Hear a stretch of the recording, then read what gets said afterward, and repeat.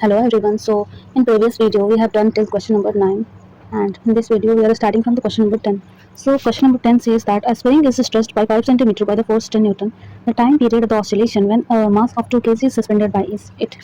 तो पहले तो हम लोग ये देख लेते हैं कि क्या क्या वैल्यू दिया हुआ है, क्या क्या हम लोग को निकालना है. तो हमें निकालना क्या है, time period. Okay, time period हमें निकालना है. ठीक है, टाइम पीरियड का क्या होता है फॉर्मूला. टाइम पीरियड का फॉर्मूला होता है 2 pi under root mass by spring constant. Okay, इतना आप लोग को समझ में आया. तो हमें ये पता चल गया कि हमें निकालना क्या है. अब हम लोग ये देख लेते हैं कि क्वेश्चन में क्या क्या दिया हुआ है.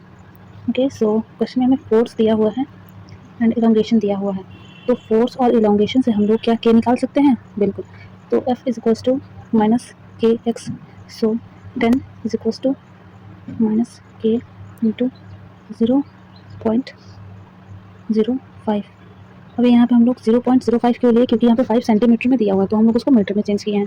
तो यहाँ से क्या निकल के आया, K is equals to 10 by 0.05. That is ये 2 जीरो यहाँ से ऊपर जाएगा डेसिमल हट के. तो 5 2 10 0 0. सो ये निकल के आ रहा है 200. ओके, निकल के कितना आ गया, 200. ये हमारा पता चल चुका है कि वो कितना है, 200 है. ओके, और मास दिया हुआ है तो हमें निकालना है time period. Time period is equals to 2 pi under root mass 2 kg है एंड 200 निकल के आया है. तो ये कैंसिल होगा 100 से. जब ये रूट से बाहर निकल के जाएगा तो होगा वैल्यू 2 पाई बाई 10. तो ये कितना हो जाएगा ओवरऑल, 0.2 इंटू 3.14. और इसको इंटू करने पे हमारा आंसर कितना आ जाएगा, option number 4. Okay, so moving to the next question. A convex lens A of focal length 20 cm and the concave length B of focal length 5 cm are kept along the same axis with a distance d between them. If a parallel beam of light fall on A and leaves B as a parallel beam, then the distance d in centimeter will be. हमें क्या पूछा है, पहले हम इसका diagram देख लेते हैं. डायग्राम इसका ऐसा है कुछ, ये हो गया कॉन्वेक्स लेंस. ओके, एंड ये है एक कॉन्केव लेंस. यहाँ से लाइट पैरेलल जाती है. तो इसका जो फोकल लेंथ है 20 सेंटीमीटर है एंड इसका जो फोकल लेंथ है -5 सेंटीमीटर. सो बिकॉज कॉन्वेक्स जो लेंस होता है उसका रेडियस ऑफ कर्वेचर पॉजिटिव की साइड होगा, इसीलिए इसका फोकल लेंथ भी पॉजिटिव होगा. एंड कॉन्केव का ये जो देख रहे हो, ये जो है यहाँ से इसका रेडियस ऑफ कर्वेचर लाएंगे तो इधर नेगेटिव की साइड हो जाएगा, इसीलिए इसका फोकल लेंथ भी नेगेटिव होगा. ओके, सो इसका फोकल लेंथ हो गया 20 एंड कॉन्केव लेंस का हो गया फोकल लेंथ 5 सेंटीमीटर -5 सेंटीमीटर. तो उनसे क्या पूछा है, ये डिस्टेंस दोनों के बीच में d है. ओके, पूछा है कि the parallel beam of light falling on A, ये हो गया एंड ये बी हो गया, leaves B as a parallel beam. ये यहाँ से कन्वर्स करके इस पर गिरता है और उसके बाद यहाँ से फिर पैरेलल निकल जाता है. तो ये डी कितना होना चाहिए. सो एज वी नो, ये जो यहाँ से कन्वर्स करके रहा है, अगर ये इसके फोकस पे जाके मीट करे तो ही ये बीम पैरेलल हो सकती है. सो हमें क्या निकालना है, तो पहले हम लोग क्या करते हैं, पहले हम लोग ये फर्स्ट वाले का, जो फर्स्ट वाला है, इसके लिए हम लोग फॉर्मूला लगाते हैं. That is 1/u minus 1/b minus 1/u is equals to 1/f. So here हमें u पता है, दैट इज़ इन्फिनिटी. v निकालना है हमें और f दिया हुआ है. तो 1/v is equals to 1/20 plus 1/इन्फिनिटी. और इन्फिनिटी अगर नीचे रहते ओवरऑल कितना हो जाएगा, 0. तो v कितना हमारा निकल के आ गया, 20. ओके, प्लस में. तो ये जो डिस्टेंस है ये हमारा हो गया 20. ओके, सो अब हमें कौन से मिरर का देखना है, इस वाले मिरर का देखना है. ओके, सो जब हम इस मिरर का देखेंगे तो हमें पता चलेगा कि इस मिरर का फोकल लेंथ दिया हुआ है, और क्योंकि ये पैरेलल बीम निकल रहा है तो यहाँ पे v का वैल्यू इन्फिनिटी होना चाहिए, क्योंकि ये जो लाइट जा रहा है ये इधर से तुमको मिलता हुआ दिख नहीं रहा है, ये इन्फिनिटी पे ही जाके मिलेगा. तो यहाँ पे हम लोग v को रखेंगे इन्फिनिटी. ओके, सो फिर से हम वो फॉर्मूला लगाते हैं. तो 1/v minus 1/u is equals to 1/ minus of 5. तो यहाँ पे हमें क्या निकालना है, यहाँ पे हमें u निकालना है. u क्या है, यहाँ से यहाँ के बीच का डिस्टेंस है, दैट इज़ यहाँ पे आके कन्वर्स कर रहा है वो डिस्टेंस है. तो यहाँ से u निकालेंगे हम लोग, तो u हम लोग का आ जाएगा 5 सेंटीमीटर.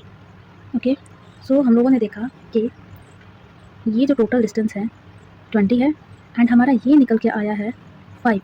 तो हमें पूछा क्या है, हमसे ये वाला डिस्टेंस पूछा है. तो ये कितना हो जाएगा, 20 minus 5, that is 15. So the correct answer will be 15. Okay, there is 15. So moving to the next question. Wait a minute. Moving to the next question.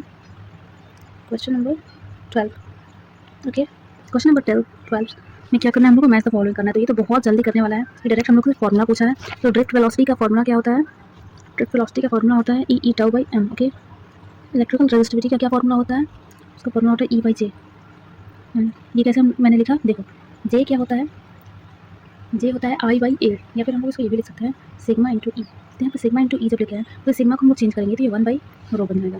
तो 1 बाई रो हम लोग जब यहाँ से रो को इधर साइड ले जाएंगे और जे को इधर लाएंगे तो ये पूरा बन जाएगा rho is equals to E by J. Okay, C का क्या होगा, सी का हो जाएगा फर्स्ट, एंड डी का करंट डेंसिटी का एन ई बाई डी, क्योंकि करंट डेंसिटी का फॉर्मूला क्या होता है आई बाई ए, एंड आई का फॉर्मूला क्या होता है N E A V D by A. तो ए से ए कैंसिल हो जाएगा तो आ जाएगा N E V D. Okay, so moving to the next question, इसका ऑप्शन क्या हो जाएगा, इसका ऑप्शन नंबर फर्स्ट हो जाएगा।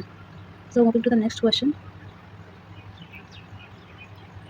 The electron concentration in an n-type semiconductor is the same as hole concentration in the p-type semiconductor and external field electric is applied across each of them, compare the current in them। Okay, तो इस क्वेश्चन में mainly हम लोग को concept ये लगाना है कि जिस चीज़ की मोबिलिटी ज़्यादा होती है उसका करंट भी ज़्यादा होता है। तो हमें पता है कि इलेक्ट्रॉन की मोबिलिटी होल से ज़्यादा होती है, इसीलिए ऑप्शन नंबर 3 करेक्ट होगा, that is current in N type is greater than current in P type, क्योंकि इलेक्ट्रॉन की मोबिलिटी ज़्यादा होती है as compare to hole. Okay, so moving to the next question, a radioactive nucleus A Z undergo spontaneous decay in the sequence कितना, ठीक है। तो हमें बताना है कि कौन कौन सा डिके है, ठीक है। तो पहले यहाँ पे क्या हुआ है कि एटॉमिक नंबर 1 कम हो गया है। तो एटॉमिक नंबर किस में कम होगा, जिसमें कि प्रोटॉन टूटेगा, प्रोटॉन टूट के पॉजिट्रॉन बनाएगा, तो इसमें क्या होता है एक प्रोटॉन घटता है। तो पहला कौन सा हो जाएगा बीटा प्लस डिके। ओके, और सेकंड में क्या हो रहा है कि फिर एटॉमिक नंबर 2 से कम हो रहा है। ओके, सो एटॉमिक नंबर 2 से कब कम होगा, क्योंकि अल्फा डिके होगा। So second one is alpha decay, atomic number 2 से कम होता है और मास नंबर 4 से कम होता है। यहाँ पे क्योंकि मास नंबर का कुछ जिक्र नहीं किया हुआ है तो बस हम लोग को एटॉमिक नंबर देख के चलना है। और लास्ट में क्या हो रहा है कि एक बढ़ जा रहा है, क्योंकि पहले देखो Z-3 है और अब Z-2 है, मतलब कि एक बढ़ चुका है। वो किसमें होगा, बीटा माइनस डिके में। बीटा माइनस डिके में क्या होता है, एक न्यूट्रॉन एक प्रोटॉन और एक इलेक्ट्रॉन में टूट जाता है। सो ओवरऑल हमारा कौन सा ऑप्शन सही है, option number 3। Okay, so moving to the next question, water falls from the height of 60 meter at the rate of 15 kg per second to operate a turbine. The loss due to frictional force are 10% of the input energy. How much power is generated by the turbine? Okay. So हमें यहाँ पे height दे दिया है कितना, 60 metre. So firstly हम लोग देखते हैं कि क्वेश्चन में क्या क्या दिया हुआ है। तो हमें dm/dt दिया हुआ है, दैट इज 15 kg पर सेकेंड, एंड हाइट हमें दिया हुआ है। हमें निकालना क्या है, पावर निकालना है। पावर क्या होता है, power is equals to energy by time. So क्योंकि 10% एनर्जी का लॉस हो जा रहा है तो जो हमारा फाइनल आंसर होगा वो क्या होगा, 90/100 into mgh by time. Okay, so हमारा m/t गिवन है कितना, 15। जी हमें पता है that is acceleration due to gravity, और h हमें दिया हुआ है, और क्योंकि 10% लॉस हो जा रहा है तो ओवरऑल 90% का हम लोग को बताना है। तो हम लोग फॉर्मूला लगाते हैं। ओके, सो 90/100 इंटू 15 इंटू 10 इंटू 60। ओके, तो यहाँ से ये 2 0 कैंसिल हो गया। 15 इंटू 6 कितना होता है, 90, तो 90 और ये जो एक 0 है वो आएगा इंटू 9। तो ये ओवरऑल कितना हो गया, 9 इंटू 9 कितना होता है, 81 होता है। तो क्योंकि हम लोग को ये किलो वाट में दिया हुआ है तो ओवरऑल कितना आ जाएगा, 8100। इसको हम लोग किलो वाट में चेंज करेंगे तो यहाँ पे डेसिमल आ जाएगा, that is option number 2। Okay, so moving to the next question, question number 60। So the next question is the number of photon per second on an average emitted by the source of monochromatic light of wavelength 600 nm when it delivers the power of nanowatt। Okay, so हमें question में क्या क्या given है, हमें wavelength दिया हुआ है, power दिया हुआ है एंड एच की वैल्यू दिया हुआ है। इसको हम लोग एक इजी मेथड से भी कर सकते हैं, दैट इज अगर हम लोग को वेवलेंथ नैनोमीटर में दिया हुआ है तो हम लोग एनर्जी का ये वाला फॉर्मूला लगा सकते हैं 1240/लैम्डा। यहाँ से हम लोग को एनर्जी पता चल जाएगा, वो बहुत ईजिली हो जाएगा।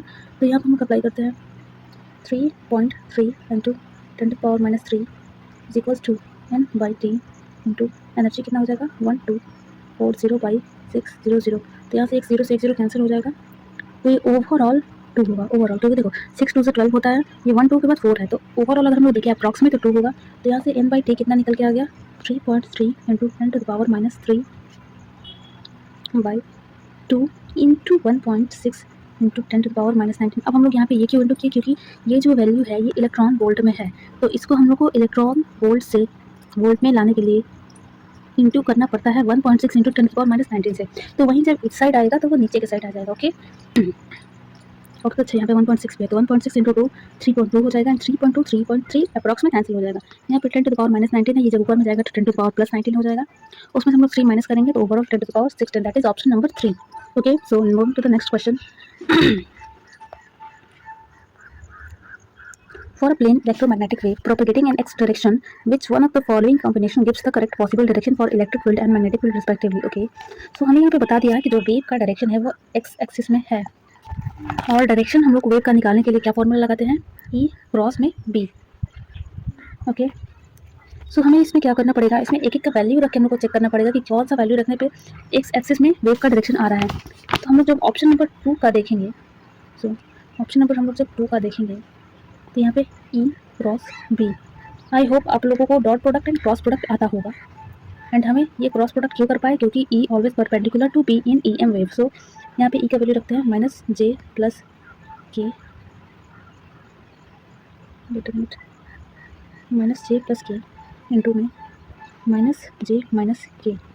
इसका जब हम लोग क्रॉस करते हैं तो j इंटू जे 0 हो जाएगा, प्लस k इंटू जे आई हो जाएगा, एंड क्योंकि k इंटू जे माइनस आई होगा, लेकिन पहले से यहाँ पे ऑलरेडी माइनस है तो माइनस हट के प्लस हो जाएगा, प्लस k इंटू के 0 प्लस k इंटू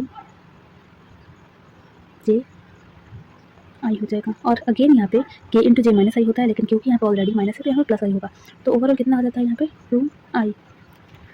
तो यहाँ से हमें पता चलता है कि वेव का डायरेक्शन यहाँ पे एक्स एक्सिस ही आ रहा है, so this is the correct option number 2।